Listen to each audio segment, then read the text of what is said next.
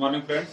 So let's today discuss whatever we have written all the formulae that is in tabular form. So table of transforms, that is Fourier transforms and their inverse transforms. ठीक है, तो एक table हम यहाँ पर table के form में सारे फॉर्मूले at a glance we can check it over here. So first one is Fourier transform, then Fourier cosine, that is for even function, Fourier sine transform for odd function. Fourth one is Fourier cosine transform and Fourier sine transform. Now don't confuse in these two and in these two transforms. This is Fourier cosine but only for even function and this is Fourier sine only for odd function. These functions are for any type of function. ठीक है, चलिए देखते हैं one by one. So first one is Fourier transform. Interval है minus infinity to infinity. Expression क्या है Fourier transform का? F of lambda is equal to integral minus infinity to infinity f of u into e raise to minus i lambda u d u. ठीक है, so that gives the expression for the Fourier transform. Next one, अब उसका inverse क्या होगा? Inverse will B F of x is equal to 1 upon 2 pi integral minus infinity to infinity f of lambda जो हमने यहाँ पर find out किया है into e raised to I lambda x d lambda. So that is inverse transform. Let us understand Fourier cosine even function के लिए. ठीक है, if f of x is even then only this Fourier cosine transform formula applies. So interval again from minus infinity to plus infinity f c lambda. ठीक है, it is given by the formula integral 0 to infinity f of u cos lambda u du. Once we have find out f c lambda, we can again express f of x in the form of Fourier cosine. So it is equal to 1 upon 2 pi integral 0 to infinity f c lambda, whatever we have find out over here, into cos lambda x d lambda. So that is Fourier cosine. Third formula, Fourier sine, that is for odd function. So if f of x is odd function, we can use this Fourier sine transform. Again, interval is from minus infinity to infinity. Fs lambda is given by integral 0 to infinity f of u sine lambda u du. Or we can say inverse transform is f of x is equal to 2 upon pi integral 0 to infinity fs lambda sine lambda x d lambda. Next one Fourier cosine. ठीक, अब Fourier cosine और Fourier sine यहाँ पर even odd function के लिए हमने लिखा है इंटरवल माइनस इंफिनिटी से लेकर प्लस इंफिनिटी तक है. And in this case we are having interval from 0 to infinity. So ये जो 0 टू इंफिनिटी का इंटरवल है इसे हम अगर एक्सपांड करते हैं माइनस इंफिनिटी टू इंफिनिटी में तो हम कन्वर्ट कर सकते हैं एफ ऑफ एक्स को इवन या फिर ऑड फंक्शन में and then you can use this formula also. But here we have written separate formula for Fourier cosine, Fourier sine for any general f of x function. So interval is from 0 to infinity f c lambda Fourier cosine 0 to infinity f of u cos lambda u du. As you can see, it is same in both the cases. यहाँ पर जो formula है वही formula इधर भी है. fs lambda 0 to infinity f of u sin lambda u du. Same formula over here. दोनों भी जगह पर सेम फार्मूला है. Just it is the difference of functions. Now inverse अगर हम देखें तो फोरियर कोसाइन में F of X is 2 upon pi integral 0 to infinity F C lambda cos lambda x D lambda. And यहाँ पर हो जाएगा F of X is equal to 2 upon pi integral 0 to infinity F S lambda into sine lambda x D lambda. So ये हमने फार्मूले यहाँ पर लिखे. यहाँ पर एक जगह पर ये चेंज कर लीजिए. This is again 2 upon pi. This is not 1 upon 2 pi, this is 2 upon pi. So Fourier cosine Fourier sine 2 upon पाई आता है, इधर भी 2 अपॉन पाई रहेगा. ये चारों फार्मूले basically Fourier cosine for even and Fourier cosine general both are same फार्मूले. वही साइन के लिए भी सेम फार्मूले है. इनवर्स के केस में भी हमने यहाँ पर फार्मूले लिख लिए और ये जनरल फोरियर ट्रांसफॉर्म है. Secondly, we have already seen how to convert these into symmetric form. Symmetric form में अगर convert करना होगा तो 1 upon 2 pi को हम इधर 1 upon under root 2 pi और इधर 1 upon under root 2 pi लिखते हैं. ये 2 upon pi को अगर symmetric form में convert करना है so it is written on this side we write under root 2 upon pi इधर भी हम लिखेंगे √2/5, तो ये सिमेट्रिक हो जाता है, ठीक। So this formula you have to learn before solving the problems.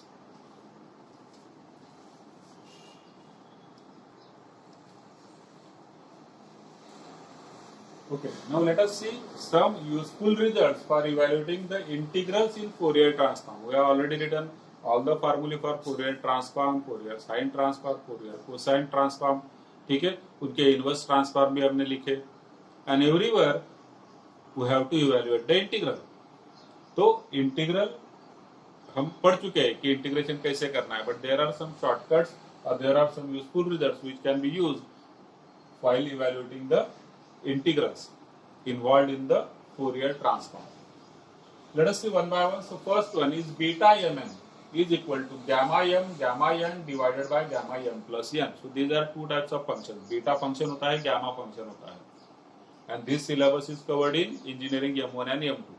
ठीक है, कहीं पर M1 में होगा, कहीं पर M2 में होगा. तो बीटा फंक्शन और gamma function. So just for this moment you just remember that beta mn कितना होता है, gamma n divided by gamma m plus n. Now let us understand this function, that is gamma n plus 1 कितना होगा. Gamma n plus 1 is nothing but n gamma n, ठीक है, gamma n plus 1 होता है n gamma n, and gamma 1 by 2 is equal to under root of pi. Gamma 1 by 2 कितना होता है, under root of pi होता है.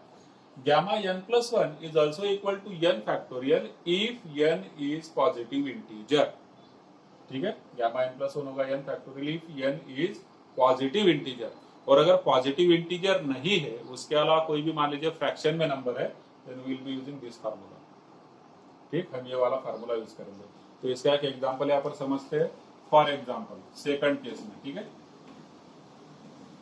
Second के लिए एक एग्जांपल लेते, देखिए gamma n plus 1 n gamma n होता है कब, जब अगर यहाँ पर मान लीजिए 5/2 है.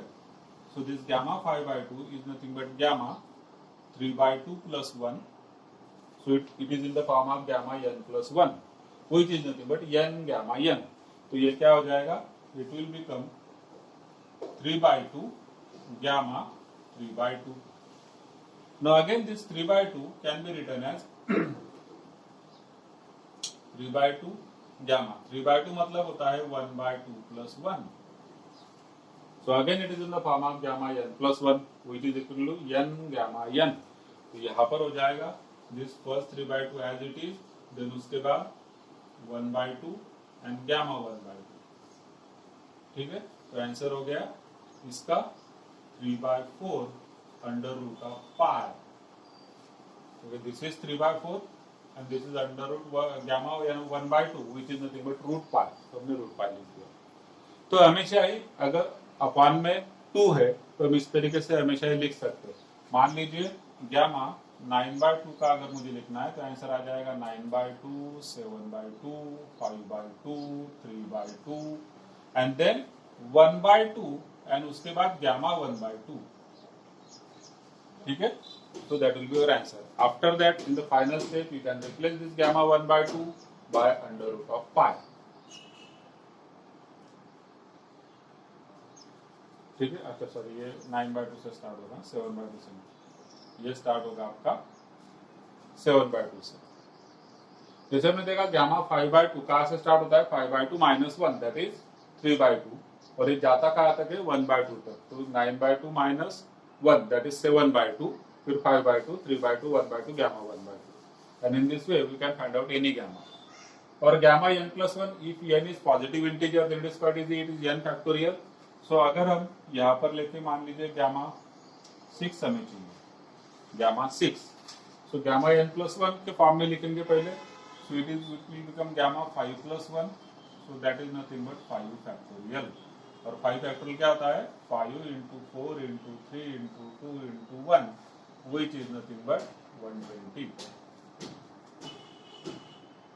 ठीक है. तो इस तरीके से हम गामा फंक्शंस की वैल्यू निकाल सकते हैं. Now let us take third point. So this third point is differentiation under integral sign, that is DUIS. इसका शॉर्ट फॉर्म होता है DUIS, मतलब differentiation under integral sign.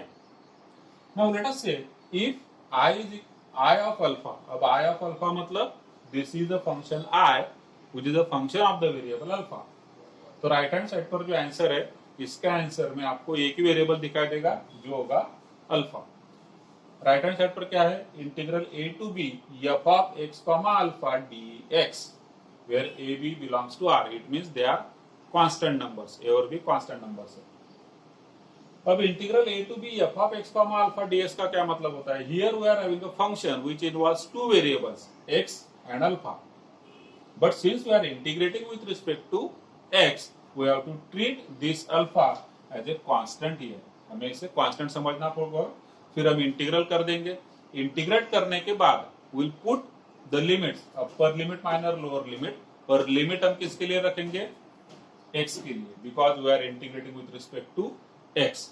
तो अब x के लिए upper limit minus lower limit मतलब b और a वैल्यूज ले लेंगे और जो आंसर आपको इसका मिलेगा then it will contain only one variable which is nothing but alpha. एक ही वेरिएबल रहेगा वहां पर अल्फा. ठीक है. So this becomes the function of alpha. और अगर इस फंक्शन का मुझे डेरिवेटिव चाहिए तो वैसे तो आप डायरेक्टली भी कर सकते हैं कि देखिए पहले इंटीग्रल कर लिया. ठीक है. फिर आपको यहाँ पर जो आंसर मिला वो अल्फा के फॉर्म में आंसर है. और अगर अल्फा के फॉर्म में आंसर है तो उसका डेरिवेटिव हम अल्फा के साथ निकाल भी सकते हैं. तो उसका डेरिवेटिव हमने अल्फा के साथ निकाल लिया. So it is the one way. But अगर आपको शॉर्टकट करना है कि इस फंक्शन का हमें डायरेक्ट अगर डेरिवेटिव निकालना है तो derivative of I alpha upon D alpha. इसका मतलब derivative of I alpha with respect to alpha it is equal to D D alpha D alpha of I alpha. I alpha मतलब क्या है? ये पूरा integral which is nothing but integral a to b f of x comma alpha dx. ठीक. and this is equal to integral a to b del alpha partial derivative हमें यहाँ पर लेना होगा del alpha of f of x comma alpha और फिर dx. तो आप ये partial derivative निकाल लेंगे. अंदर वाला जो है ना, अंदर वाले पहले हम partial derivative निकाल लेंगे. partial derivative of this function with respect to alpha. अब जब ये partial differentiation हो रहा है with respect to alpha it means we have to treat x as a constant over here. यहाँ पर हम x को constant समझेंगे, अल्फा के साथ पार्शियल डेरिवेटिव ले लेंगे. उसके बाद जो आंसर आएगा उस आंसर को हम इंटीग्रेट कर देंगे with respect to x and then we put down the limits upper limit minus lower limit. ठीक. So this is called as differentiation under integral साइड. अगर इसका एक एग्जांपल हमें देखना है तो let us take one example. Third one, if I alpha is equal to let us say integral 2 to 3 f of x comma alpha हम ले लेते हैं यहाँ पर x square into sin alpha dx. ठीक है. ये f of x comma alpha मतलब x और अल्फा का फंक्शन हमें यहाँ पर दिखाई दे रहा है. अब हमें इसका डेरिवेटिव चाहिए. We need derivative of this one. ठीक. with respect to alpha हमें इस फंक्शन का डेरिवेटिव चाहिए. तो क्या होगा? then d I alpha upon d alpha मतलब इसका डेरिवेटिव लेना है. that can be done using this formula integral a to b मतलब integral remains as it is 2 to 3 del alpha del alpha आप f of x comma alpha वो क्या है? x square sin alpha and into dx. now this is equal to what? this is equal to integral 2 to 3. अब del alpha of x square sin alpha क्या होगा? with respect to alpha we are differentiating. ठीक है. with respect to alpha we are differentiating partially. इसका मतलब x square हो जाएगा constant और sin alpha का डेरिवेटिव हो जाएगा cos alpha. ठीक है. x स्क्वायर हो जाएगा कांस्टेंट, साइन अल्फा का डेरिवेटिव होगा cos alpha and into dx. ठीक. Now further while evaluating this integral we are integrating with respect to x, so we have to take this cos alpha as a constant. इसका answer हो जाएगा आगे मैं यहाँ पे लिखता हूँ this is equal to cos alpha constant हो जाएगा और x स्क्वायर का इंटीग्रल होगा x क्यूब अपॉन 3 जिसके की लिमिट्स होंगे 2 to 3. So this becomes what? cos alpha upon 3. ये upon 3 कांस्टेंट हमने बाहर ले लिया. ब्रैकेट में x क्यूब मतलब 3 का क्यूब 27 मतलब एक minus lower limit x cube मतलब 2 का cube 8।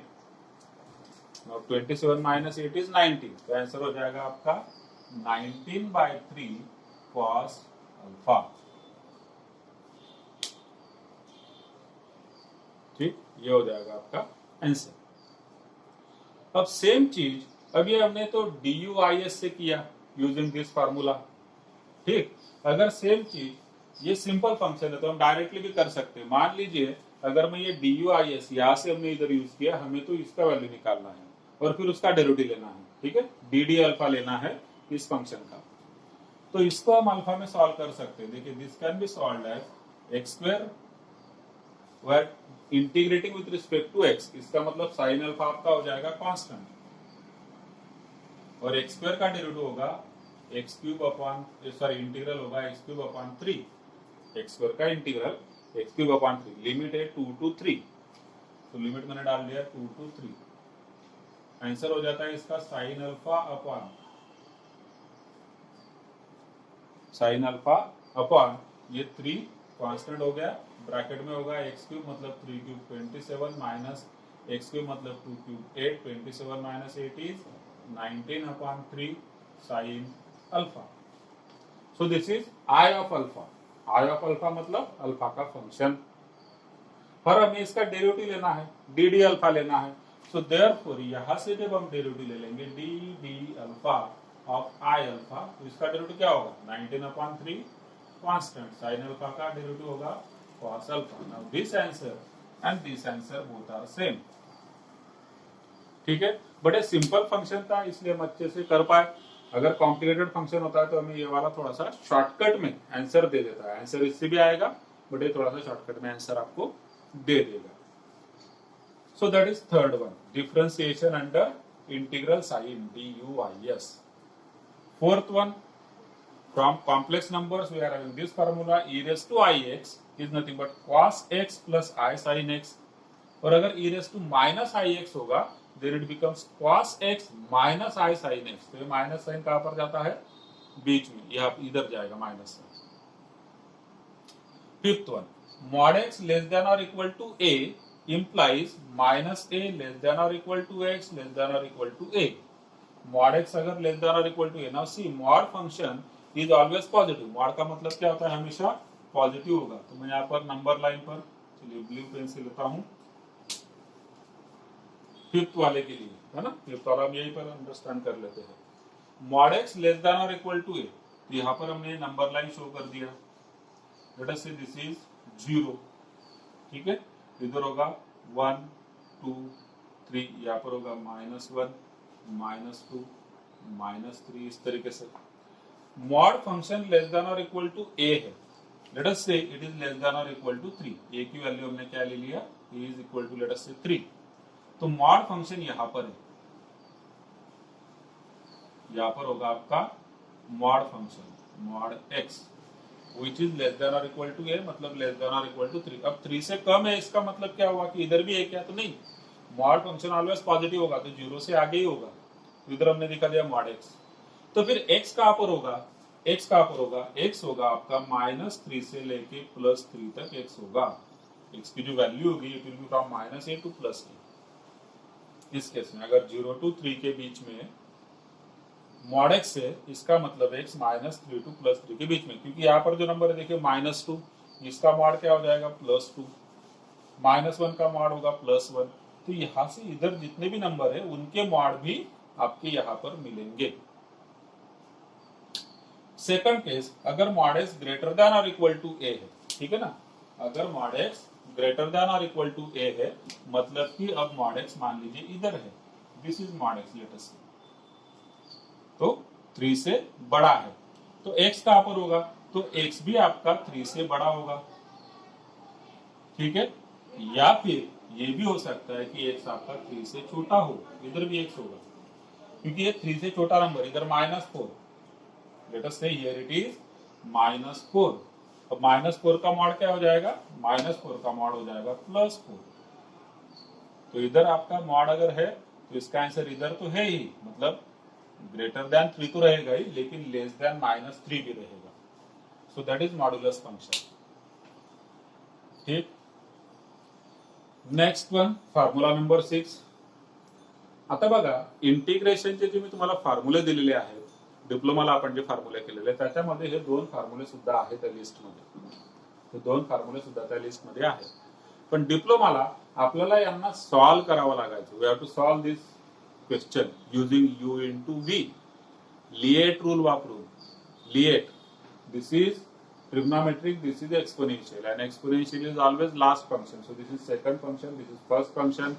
Taking that you can integrate using product rule, u into v rule, that is called as integration by parts. ठीक. पण या ठिकाणी मात्र ते फॉर्म्युला आपल्याला डायरेक्ट वापरायचे आहेत. दोघांचे आन्सर डायरेक्टली लक्षात घ्या काय आहे. e raised to x sin bx चं इंटिग्रल असतं e raised to x upon a square plus b square ब्रॅकेटमध्ये a sin bx minus b cos bx. Similarly e raised to x cos bx चे integral असणार आहे e raised to x upon a square plus b square. सो पहिला जो काय factor आहे तो same आहे. ब्रॅकेटमध्ये a cos bx plus b sin bx. तर तुम्ही जर का पहिला फॉर्म्युला जो साइन साठी आहे तो जरी लर्न केला तरी तुम्ही हा दुसरा फॉर्म्युला बनवू शकतात. काही गोष्टी लक्षात ठेवायच्या. फर्स्ट जी टर्म आहे हा फॅक्टर जो आहे e raised to x upon a square plus b square तो सेम आहे दोघं केसमध्ये. ब्रॅकेटच्या मध्ये ए आणि बी त्यांच्या जागेवरच आहेत. मायनसचा झालेला आहे प्लस साईनचा कॉस, कॉसचा साईन, इतकाच फक्त चेंज आहे. ठीक. या पद्धतीने दोघं फॉर्म्युले लर्न करू शकतात. लर्न करावे लागतील कारण यांचं इंटिग्रल जर तुम्ही त्या मेथडने काढलं जे आपण डिप्लोमा मध्ये केलं तर हे itself will become a big question. खूप मोठा क्वेश्चन होतो. इतकं इझिली याचा आन्सर मिळत नाही. It's a huge question. Last one integral 0 to infinity sin ax upon x dx. सो या इंटिग्रलची व्हॅल्यू आपण डायरेक्टली π/2 टाकू शकतो जर a पॉझिटिव्ह असेल तर. म्हणजे इथला a जर पॉझिटिव्ह असेल तर, आणि जर का a निगेटिव्ह असेल तर याचा आन्सर होऊन जाणार -π/2. a निगेटिव्ह असेल तर. ठीक. तुम्ही असंही समजू शकता sine of minus theta is minus sine theta. म्हणून या ठिकाणी साइन आहे. इथं जर मायनस साइन असेल तर ते मायनस साइन बाहेर येणारच आहे.